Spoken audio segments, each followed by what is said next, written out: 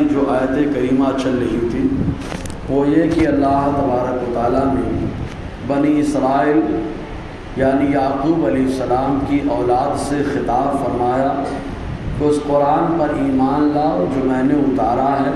یہ قرآن تورات اور انجیل دونوں کتابوں کی تصدیق کرتی ہے اور تم پہلے کافر مت بنو۔ تو ان لوگوں کا معاملہ یہ ہو چکا تھا یہودیوں کا کہ یہ لوگ پہلے تو کہتے تھے نبی آخر الزمان صلی اللہ علیہ وسلم کہ یہ اوصاف ہے، حضور صلی اللہ علیہ وسلم ان صفتوں کے ساتھ جلوہ گر ہوں گے۔ ان کو معلوم تھا کہ وہ امام القبلتین ہوں گے، نبی القبلتین یعنی دو قبلوں کے نبی، لیکن اس کے باوجود ان لوگوں نے جب دیکھا کہ حضور صلی اللہ علیہ وسلم جلوہ گر ہو گئے تو ان لوگوں نے حضور کی صفتیں بدلنی شروع کر دی۔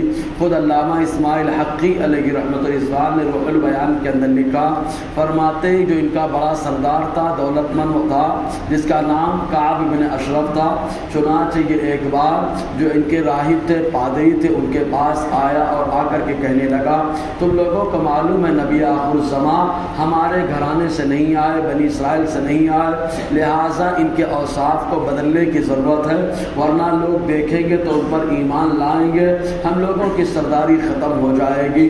تو ان کے پادریوں اور راہبوں نے کہا کہ ہم لوگ آپس میں پہلے مشورہ کرتے ہیں، جیسا ہوگا ہم آپ کو بتا دیں گے۔ کعب بن اشرف نے زور دیا کہ جتنی جلدی آپ کام کریں گے اتنا زبردست جو ہے تم کو جو ہے نوازا جائے گا۔ اس طریقے کی بات اس نے رکھی، چنانچہ تمام راہبوں اور پادریوں نے کہا ٹھیک ہے ہم ان کے اوصاف کو بدل دیں گے۔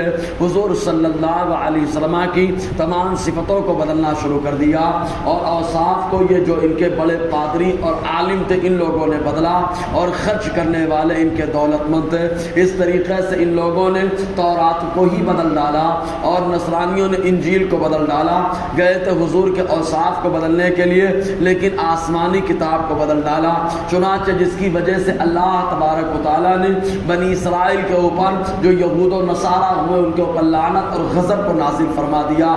اللہ تعالیٰ فرماتا ہے وَلَا تَشْتَرُوا بِآيَاتِي ثَمَنًا قَلِيلًا، اور نہ خریدو میری آیتوں میری نشانیوں کے عوض تھوڑا سا دام۔ اللہ تبارک و تعالیٰ نے اپنے محبوب صلی اللہ علیہ وسلم کے اوصاف کو اپنی نشانیاں اور آیتیں قرار دی ہیں۔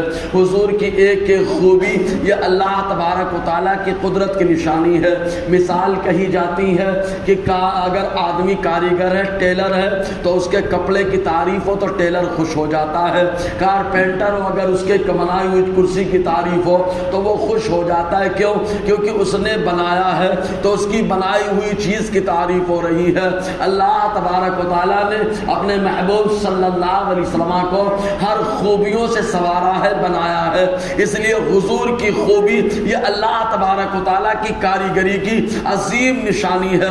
اس لیے اللہ تعالیٰ نے اپنے محبوب کی خوبیوں کو اپنی نشانیوں سے تعبیر فرمایا۔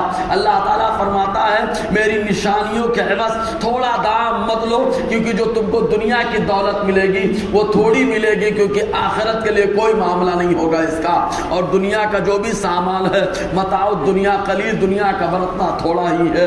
اللہ تعالیٰ فرماتا ہے وَإِيَّايَ فَاتَّقُونَ، بدلو مت، ڈٹے رہو اور خالی مجھ سے ڈرتے رہو۔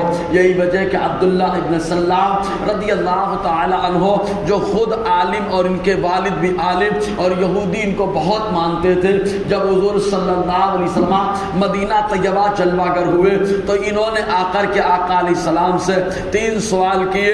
پہلا سوال پوچھا یہ بتائیے کہ بچہ باپ کی طرح کب ہوتا ہے اور ماں کی طرح کب ہوتا ہے، اور دوسری نشانی یہ پوچھی کہ جنت میں جو لوگ جنت میں جائیں گے تو ان کی پہلی غذا اور پہلی خوراک کیا ہوگی، اور تیسرا سوال یہ پوچھا کہ قیامت کی پہلی نشانی کیا ہے۔ حضور صلی اللہ علیہ وسلم نے تینوں کا جواب دیا۔ آقا نے ارشاد فرمایا جس کا مادہ غالب ہوتا ہے بچہ اس کی طرح ہو جاتا ہے، اگر باپ کا مادہ غالب ہوتا ہے تو بچہ باپ کی طرح ہو جاتا ہے، اور ماں کا مادہ غالب آتا ہے تو بچہ ماں کی طرح ہو جاتا ہے۔ اور اس کے بعد حضور نے فرمایا جنتیوں کی پہلی غذا اور پہلی خوراک جو مچھلی ہے، اس مچھلی کی کلیجی کو بھون کر کے دیا جائے گا۔ اس کے بعد آقا علیہ السلام نے قیامت کی نشانی ایک بیان فرمائی، ایک آگ ہے جو مشرق سے نکل کے مغرب کی طرف جائے گی، تو حضور نے جب تینوں نشانیاں بیان فرمائی تو عبداللہ ابن سلام رضی اللہ تعالی عنہ نے برجستہ کہا آپ سچے نبی ہیں. وہ اور ان کے ساتھیوں نے کلمہ پڑھ کر کے اپنے آپ کو مشرف اسلام کر لیا.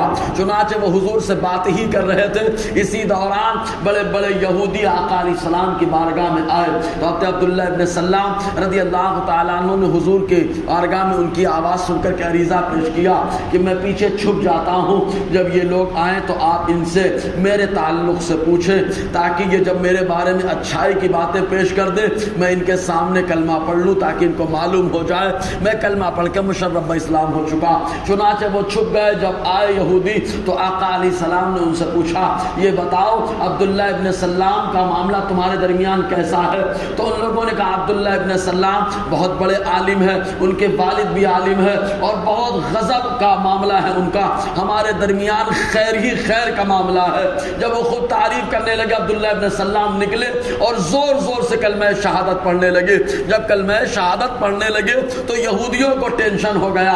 وہی یہودی جو ابھی تک تعریف کر رہے تھے خالی کلمہ پڑھنے کی وجہ سے اب برائی پر آمادہ ہو گئے. کہا یہ بھی برے, ان کے والد بھی برے, ان کا گھرانہ بھی برا, لیکن ان کے کہنے سے کیا ہوتا ہے, صحابی بن گئے اور اللہ نے جنت کا وعدہ فرما لیا. وہی عبداللہ ابن سلام رضی اللہ تعالیٰ حضرت عمر رضی اللہ تعالیٰ سے پوچھا ان سے یہ بتاؤ یہودی حضور کے بارے میں کیا جانتے ہیں؟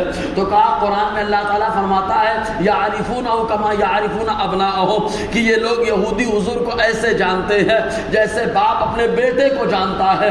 تو عبداللہ ابن سلام نے کہا آدمی کو اپنے بیٹے کے بارے میں شبہ ہو سکتا ہے لیکن یہودیوں کو حضور کے بارے میں شبہ نہیں ہے. ان کو معلوم ہے یہ سچے نبی ہے, یہ حق پر ہے, یہ اللہ تبارک و تعالیٰ کا دین لے کر کے آئے. تو اللہ تعالیٰ فرماتا ہے میری آیتوں کو تھوڑے داموں کے عوض میری آیتوں کے عوض تھوڑا دام مت خریدو اور مجھ سے ہی ڈرتے رہو. ولا تلبسوا الحق بالباطل, اور حق کو باطل کے ساتھ مت ملاؤ.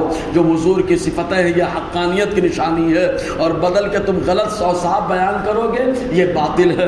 وتکتموا الحق, اور حق کو مت چھپاؤ. وانتم تعلمون, جبکہ تم سب کچھ جانتے ہو. بہرکیف انشاءاللہ آگے گفتگو رہے گی. اللہ تعالی ہم سب کو فیضان قرآن برکات قرآن سے مالا